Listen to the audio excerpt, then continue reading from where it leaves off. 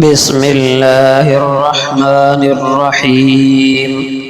سیدہ عائشہ صدیقہ رضی اللہ تعالی عنہا فرماتی ہیں کہ میں نے رسول اللہ صلی اللہ علیہ وسلم کو ایک نماز میں یہ دعا کرتے ہوئے سنا: اللہم حاسبنی حسابا یسیرا، اے اللہ میرا حساب آسان لینا۔ جب آپ صلی اللہ علیہ وسلم نماز سے فارغ ہوئے تو میں نے کہا: اے اللہ کے نبی، آسان حساب سے کیا مراد ہے؟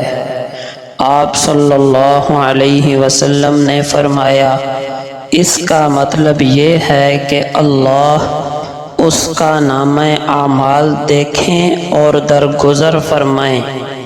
اے عائشہ، قیامت کے دن جس آدمی سے تفصیلی حساب لیا گیا وہ ہلاک ہو گیا۔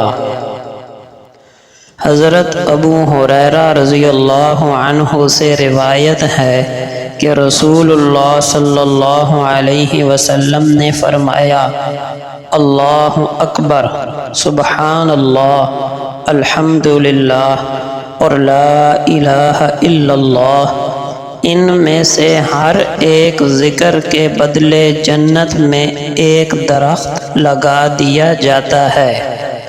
کیا آپ جانتے ہیں کہ جنت کے درخت کا سایہ کتنا بڑا ہوگا؟ نبی کریم صلی اللہ علیہ وسلم فرماتے ہیں: جنت کا ایک درخت اتنا بڑا ہے کہ اگر ایک سوار اس کے سائے میں 100 سال تک چلتا رہے تو بھی اس کا سایہ ختم نہیں ہو سکے گا۔ حضرت سعد رضی اللہ عنہ بیان کرتے ہیں کہ ہم نبی کریم صلی اللہ علیہ وسلم کی خدمت میں حاضر تھے۔ آپ نے فرمایا: کیا تم روزانہ 1000 نیکیاں کمانے سے عاجز ہو؟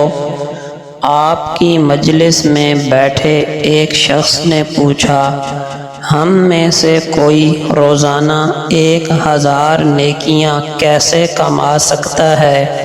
آپ صلی اللہ علیہ وسلم نے فرمایا: وہ 100 مرتبہ سبحان اللہ پڑھ لیا کرے، اس کے نامہ اعمال میں 1000 نیکیاں لکھ دی جاتی ہیں یا 1000 خطائیں معاف کر دی جاتی ہیں۔ سیدنا ابو سعید خدری رضی اللہ عنہ بیان کرتے ہیں کہ نبی کریم صلی اللہ علیہ وسلم نے فرمایا: جس شخص نے سبحان اللہ پڑھا، اس کے نامہ اعمال میں اللہ تعالی 20 نیکیاں لکھ دیتا ہے یا اس کی 20 خطائیں معاف کر دیتا ہے۔ جس نے اللہ اکبر پڑھا اس کو بھی یہی اجر ملتا ہے، اور جس نے لا الہ الا اللہ پڑھا اس کو بھی یہی فضیلت حاصل ہوتی ہے۔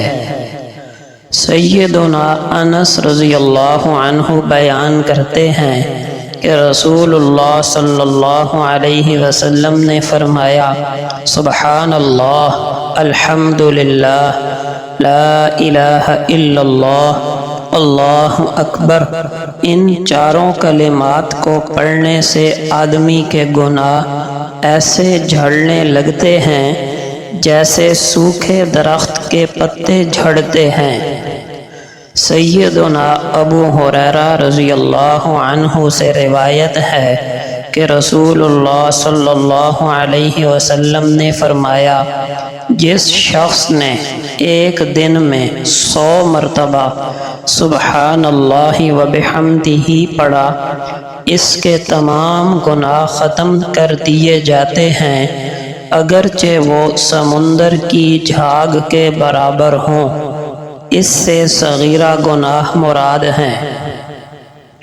حضرت جابر رضی اللہ عنہ بیان کرتے ہیں کہ نبی کریم صلی اللہ علیہ وسلم نے فرمایا، جو شخص رات کو قیام نہ کر سکتا ہو یا مال خرچ کرنے میں کوتاہی کرتا ہو یا دشمن کے ساتھ جہاد کی جرأت نہ رکھتا ہو تو وہ زیادہ سے زیادہ سبحان اللہ و بحمدہ پڑھا کرے۔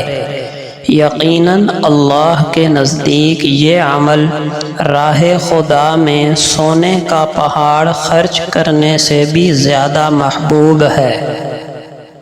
سیدنا ابو ہریرہ رضی اللہ عنہ بیان کرتے ہیں کہ رسول اللہ صلی اللہ علیہ وسلم نے فرمایا، جس شخص نے صبح کے وقت 100 مرتبہ اور شام کے وقت 100 مرتبہ سبحان اللہ و بحمدہ پڑھا، قیامت کے دن اس سے افضل عمل کوئی بندہ لے کر نہیں آئے گا سوائے اس کے جس نے یہی عمل کیا ہو یا اس سے زیادہ کیا ہو۔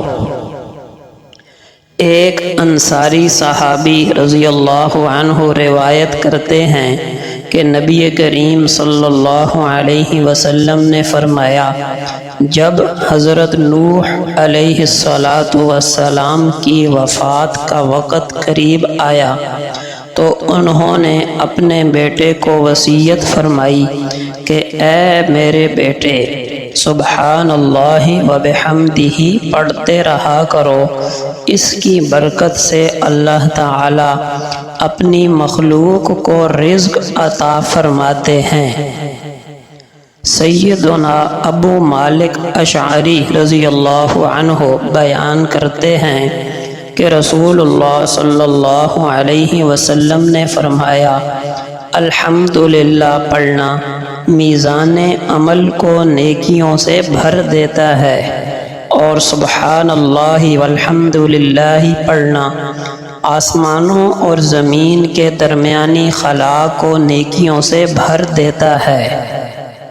حضرت ابو ہریرہ رضی اللہ عنہ بیان کرتے ہیں کہ رسول اللہ صلی اللہ علیہ وسلم نے فرمایا، جس نے اپنے دل سے الحمدللہ رب العالمین پڑھا، اس کے نامہ اعمال میں 30 نیکیاں لکھ دی جاتی ہیں یا اس کی 3 خطائیں مٹا دی جاتی ہیں۔